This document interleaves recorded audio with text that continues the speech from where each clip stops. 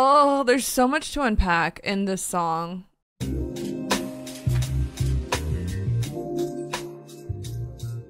Honestly, like, his admiration for this artist comes through so much. In reading his interviews, he talks so much about this artist basically was making art during a time when people were being jailed. There was a lot of violence and oppression going on.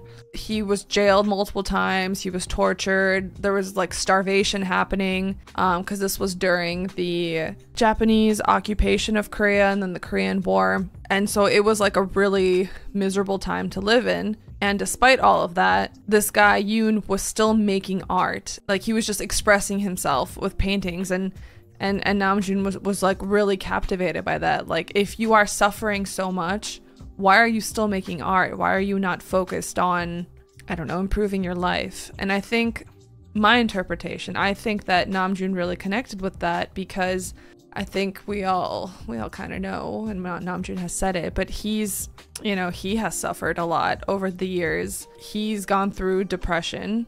He suffered a lot of misery and rejection, mistreatment by the hip-hop music community, you know, all the people that he literally looked up to. He suffered a lot in terms of his identity and, you know, not being able to figure out who he is and, you know, find acceptance. There's a lot of other stuff that he got yelled at about, but I don't really feel like rehashing it right now.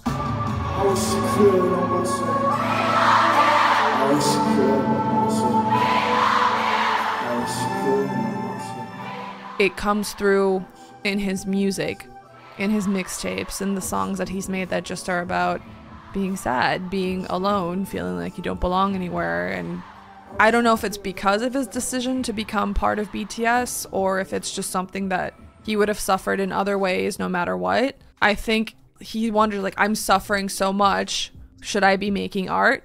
Well, look at this artist. He suffered so much in his life in ways that are more tangible than my pain in some ways, like being tortured, starving. And he still made art. He still couldn't stop himself. And I think that's where he related to Yoon. And I think the beginning section, the recording of Yoon talking, is him just saying, like, one of the greatest things you can do is just make art, is pursue truth, goodness, beauty. That is the highest purpose in life. And I think that really resonates with Namjoon, considering that's the opening of the entire album is like this artist saying, you should make music, you should make art, because it comes from your soul, because like that's the highest, like, make it because that's the best thing you can do to be human. And Namjoon's like, that's why I'm making this album, because it's in my soul and I have to get it out. And I'm not doing this to be a trendsetter. I'm not doing this to make money and be famous and be popular and be rich, although we all know that having money is obviously a nice thing.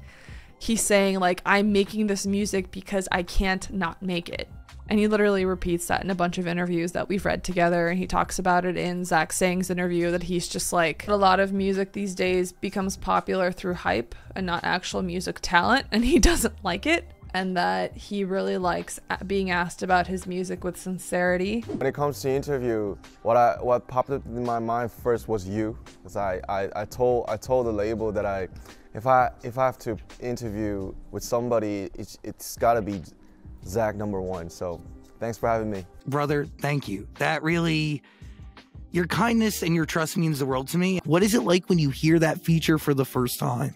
Badu was my hero when I was young with D'Angelo, of course, the New Soul. The Baduism, like, she's a king with her own castle. She lives in her own castle, and she has nothing to do with the hype or you know, the virals and stuff. She is just a king who made a genre. So that's why I think this is in here. And then that's literally why he opens with, fuck the trendsetter. I'm not here to set trends. I'm here to give you art that I can't not make.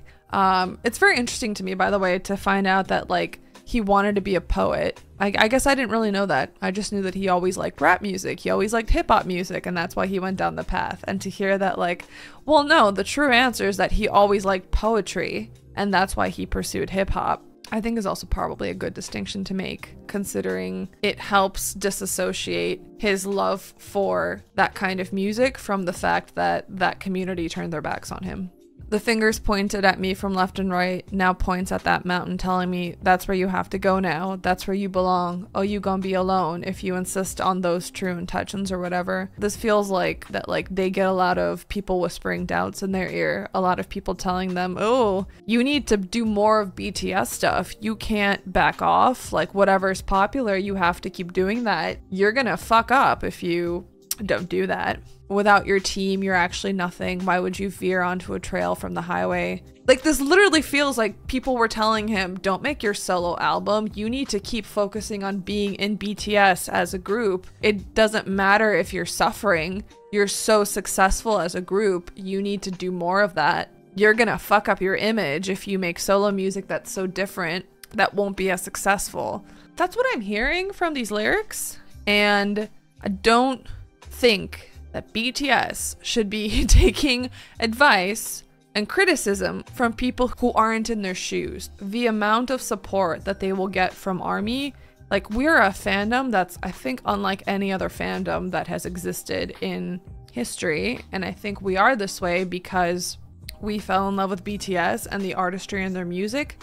And then we fell in love with them as people because of the amount of content that was available for us to get to know them. I feel very comfortable and confident in my understanding of BTS and who they are and why I should love them, why I care about them. So the fact that some stranger was like, oh, if you do something that's not like what you've released so far, you'll lose the support of your fan base, you won't be as successful. Fucking accuse me? I'm not going anywhere. I don't care what they make. I'll be here. Fuck that shit, Eterangi lifestyle. I think this is also him saying, like, I accept that I will always be an outsider. I will always be on the border looking in, and that's fine. That's where I want to be, because if I'm in the center of everything, if I'm that trendsetter, I will feel trapped. This is what sets them and him apart. Their artistry matters more to them than popularity. They stopped and took a different route while at the top. Agree, agree, agree. I think them taking a step back from group activities and pursuing solo stuff was the best thing they could do for their career, to be honest. I need them to exist and be happy as humans and as individual artists first, and second is them being happy together as a group. And it's also not my place to figure out their group dynamics. It's their job to figure that out, and if they can make that work, we have to, at the end of the day, take care of ourselves first and then the group. I just don't think it's sustainable. Time and time again, we've also seen in history that like bands break up and you get some people who are more into art than others and try and, you know, start a individual career.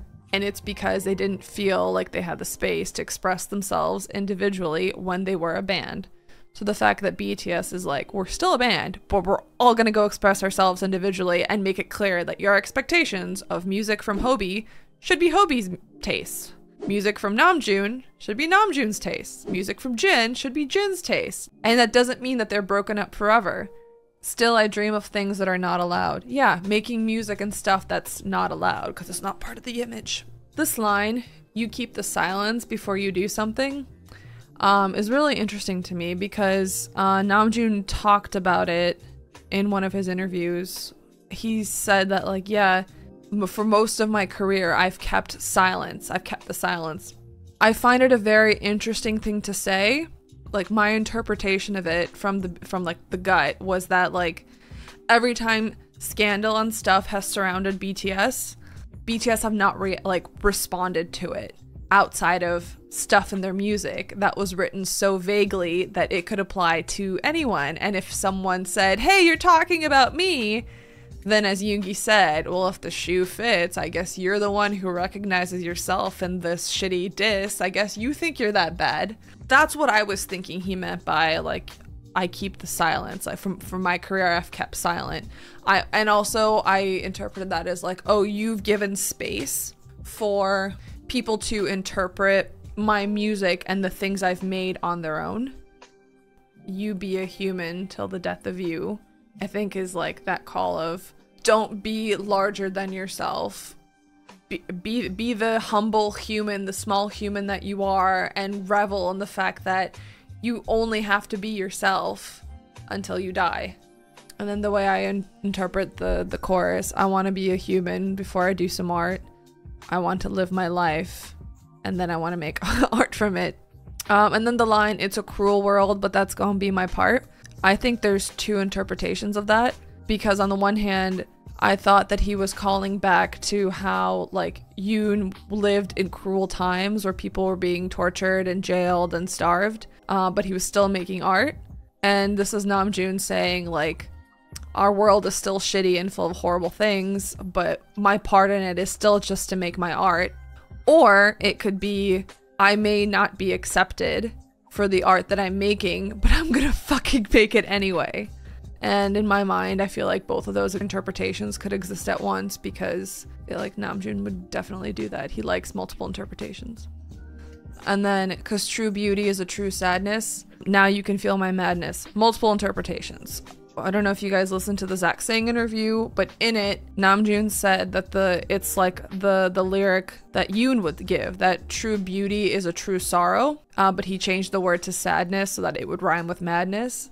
But this idea that true beauty is true sorrow is a very interesting one, and Namjoon said that he himself doesn't really understand what exactly it means, but for him, the interpretation is when you see something that's really beautiful and it moves you, you cry.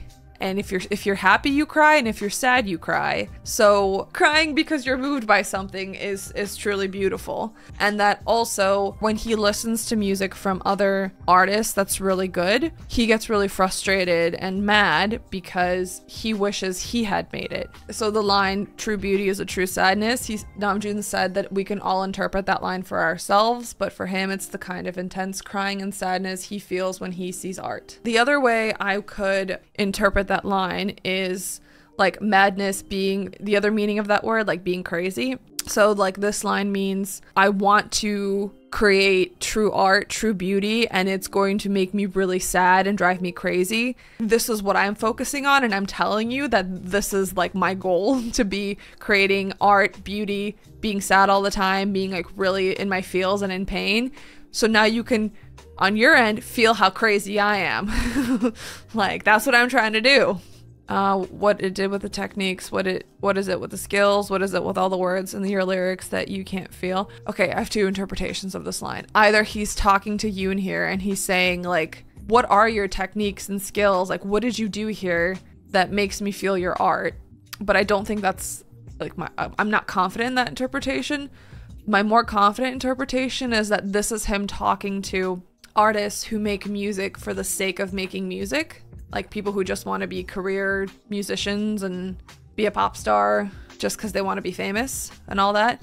And he's saying like, why do you do all this? Like, you put all this stuff in your music. Like, why do you have all these words in your lyrics but you can't feel them? Like, there's nothing in there.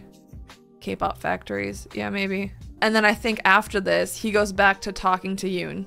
I don't know what the truth that you talked about is, but this is how I'm trying to find it. You're dead, but to me, you're the fucking contemporary, as in you had the better idea than what we're doing now. Like, that you should make art because you're pursuing pure human emotion in your art, and that Namjoon's like taking it to heart. And then he's talking to people who are not the trendsetters, who are like on the outside of a community, art community, who are the indie people, the up and coming, the people who no one pays attention to. And he's like, to all of you who stand on the borders, I hand over like basic, like my night that I had to pass through, meaning like the stuff that I suffered through to get to this realization. I'm giving you the wisdom that I've learned from it. And that sparkling flames, aka fireworks, like fireworks hit the ground. Like, if you're just here for the hype, it'll go away. And then he quotes the Bible, render to Caesar the things that are Caesar's. And I looked this up. This is the beginning of a phrase attributed to Jesus in the Synoptic Gospels, blah, blah, blah. Basically, it's from like a scene where people tried to trap Jesus into taking a stand on whether religious Jews should have to pay taxes to the Roman authorities. even though they're like there for religious purposes and they're living their life religiously, like should they have to give money, pay taxes to the Roman Empire? And Jesus apparently holds up a coin and says like, okay, well, here's money, here's a coin. Who is on the coin? And they're like, oh, well, Caesar's, like the head of Caesar is on the coin. And then he says, render unto Caesar that which is Caesar's, and unto God the things that are God's. Basically saying like, if it has to do with money, with like earthly pleasures or like the consequences of living on earth, then that belongs to the Roman Emperor Caesar. And if it has to do with spirituality and things that are not tangible, then those are things that belong to God. So the way I interpret Namjoon's line is that he's saying like, hey, like those of you who are on the edges and trying to figure out if you should sell out to become like the middle of the center of whatever art community you're trying to be a part of, remember that if you do that and you're trying to be a one-hit wonder, you're trying to like break through in a way that's not authentic, it will be short-lived. And things that are monetary and things that are pursued for monetary purposes are just that. And things that are spiritual, like, and things that are intangible, like music and art and human existence, are separate from that. So you have to remember that, like, those aren't the same things. Art and money don't have a mutual relationship. They're separate. That is how I interpret that line. Please tell me if you agree or disagree with me. In the bottom section is another quote, like a recording from Yoon. And the music behind it is really sad. And to me, I think, again, two interpretations, that the music is sad because this guy is dead and Namjoon really wishes he could have met him and told him how much he admired him. And two, true beauty is a true sadness. And like, as you listen to the song fading away and it like pulls all of these like sad notes out of you, it leaves a lasting impression on you. So the thing that is being said in this recording is that, like, I think it's a continuation from the beginning. And in the beginning, Yoon was saying like, hey, the goal of art is pursuing truth. And what is human truth? It's the pure emotions of, you know, joy, sadness, anger, sorrow, pleasure, whatever. And here he's saying like, I'm going to like, it's something I'd like to achieve, but I can't. I won't be able to achieve it until the day I die, because you have to completely throw away your greed, meaning your desire to make money or to appeal to people through your art. You have to throw away all your greed altogether, enter a state of pure innocence, and make art that is altruistic. Make art where you don't care that someone else likes it, you're just expressing yourself as authentically, completely authentically as possible. So Yoon says, like, something I want to do, but I can't, so I'll keep trying until the day I die, because I think that's the purpose of being human, trying to distill human existence into art. And that is why I think Namjoon is saying, I'm not pursuing Billboard success with this album. I am not trying to make music that's like on trend, that's what everybody wants to hear, that's gonna make me really popular. I am making this album because I am trying to distill my human experience into art. And I know I won't be able to completely do it without considering people, you know, enjoying it and without the innate desire for my music to be heard and be popular, but I will try to be sincere in what I'm doing and not just do things because it will be a more successful song, supposedly. That took a lot of brain power to explain. Do you guys agree with what I'm saying? Have I blown your minds? My god, this is song 1. Namjoon is so cerebral, and I love him. He's made me think so much with this album. I have used my noggin a lot. He needs to get it off his chest in order to move forward. Yeah, that's the other thing. I really agree with that. I think that's also why he said in the beginning of the interview that he's like, I feel like I've finally done my homework that I've been putting off. And I also think it's a real response to the way he was rejected by the community he had come from. when he was younger. 본인들에 대해서 뭐 이제 힙합이 아니라고 하시는 질문이 없어 여기 보니까. 그러니까 진행이 안 되지. 이게 왜 키고 있는 거야? 한소연단에 대해서 사실 뭐 집어서 말하는 거 아이돌 부릅니다. 네, 뭐 힙합이 아니다라고 말하는 사람도 있고 아이돌이 무슨 뜻이에요? 우상이죠. 아 누구의 여자들의 우상이 된다. 아이돌의 뜻을 여쭤보시길래. 맞아요, 그게 우상인데. 그러니까 아이돌은 사전적으로 우상인데 아이돌이라는 것은 우리나라에서는 이제 음악적인 것뿐만 아니라 산업적으로도 굉장히 복합적인 개념이잖아요. 그래서 어떤 사람들은 아이돌이라는 이 존재들이 힙합과 어떻게 어울릴 수 있냐. Him saying like, you know what? At the end of the day, I am making music for me. Where like the entire time I've made music, I've strived to various degrees, make it for the sake of making it, because I want to distill a human experience into art. And yeah, along the way I've made money off of it, and yeah, I'm not completely innocent of making art that's purely, you know, altruistic, but that's always been my goal, that's been my principle.